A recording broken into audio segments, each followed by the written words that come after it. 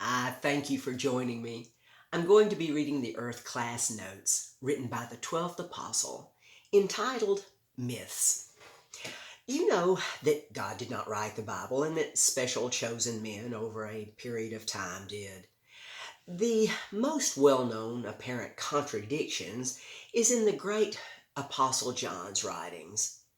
For God so loved the world that he gave his only begotten Son, compared to love not the world, neither the things that are in the world.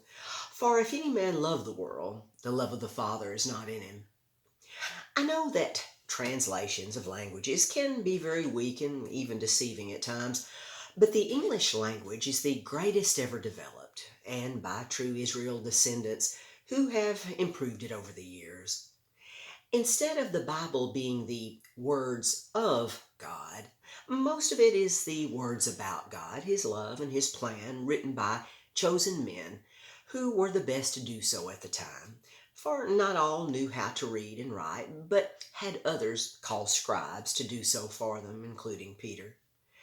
There was no public education at that time, and the scribes were paid well by the wealthy few, with Saul of Tarsus, who was the rich young ruler that met Jesus as an attorney for Judaism, and after his crucifixion and resurrection on the road to Damascus to arrest more people who had left Judaism, where that second close encounter blinded Saul. The divine encounter changed Saul to the point of changing his name to Paul. Most later believe that Paul was the 12th apostle to replace Judas Iscariot, but that is not true. Neither was the one called Matthias that Peter and the other 12 apostles cast lots and elected as the 12th apostle. That 12th apostle office has been left open until now. There are many myths in the Bible record, especially about God, the Spirit, and our spirit. I will now give you more truth as to why Judas Iscariot was an apostle and Paul was not. The original 12 apostles of Jesus on earth were chosen by Jesus for God's approval. Peter was the oldest and considered to be the strongest, and John was the youngest. Judas was the most liked and trusted of the apostles, who wanted him to be the treasurer and carry their money bag. When all other options for God to prove his love and justice through his witnesses on earth were exhausted, he told his only begotten beloved Son, Jesus, about the facts in answer to his prayer when Jesus prayed, saying, "Father, if thou be willing, remove this cup from me. Nevertheless, not my will, but thine be done."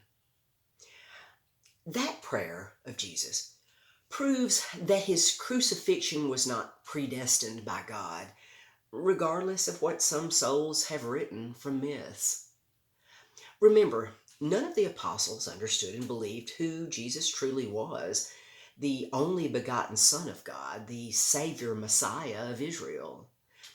The 12 sons of Jacob and the 12 tribes of Israel were chosen by God to be his special witnesses on altered earth in the final legal appeals session made by Lucifer and his defense attorneys in heaven's Supreme Court trial of Lucifer and his followers long ago, with 12 being the legal number of decision. This is why Jesus chose and ordained 12 apostles from the disciples, although they were all functioning upon seeing to believe and not believing to see. Judas was well known to the religious leaders of Judaism and had access to the great temple of stone in Jerusalem that was plated with gold.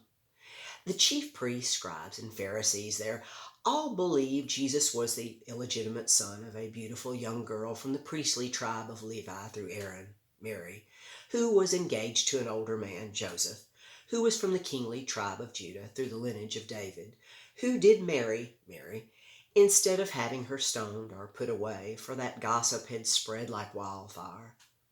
The chief priests and Pharisees in the temple had talked with Judas about them legally taking Jesus to question him about his heritage, and gave Judas 30 pieces of silver coins. That was the legal price of a gourd servant, if Judas would take them to where Jesus was. Judas did not know what they had intended to do, as proven by two major facts.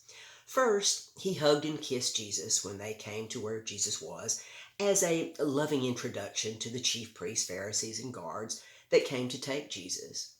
Second, when Judas discovered their intentions of turning Jesus over to the ruling Roman government in Jerusalem to be executed, he was very grieved, to the point of trying to stop their intentions by returning the 30 silver coins that they would not accept, whereupon he threw the silver coins down on the floor of the temple and went out and hung himself in total grief-stricken, repentant remorse. There is an evil fable that believes personal suicide is the unforgivable sin.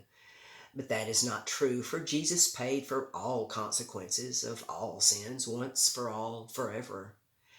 The only thing that will keep the responsible human soul on altered earth from being legally, personally pardoned is their own willful unbelief in the person and work of Christ. Peter had more unbelief and emotional fear than Judas did, for Peter denied that he even knew Jesus 3 times just before Jesus was crucified. And all of the 11 apostles fled in fear, with the possible exception of young John, who returned to help Mary, the mother of Jesus, at the crucifixion. Never forget how to free yourself from all fables. Free yourself from all myths. Believe to see the mighty miracles that are soon to be. Until next time.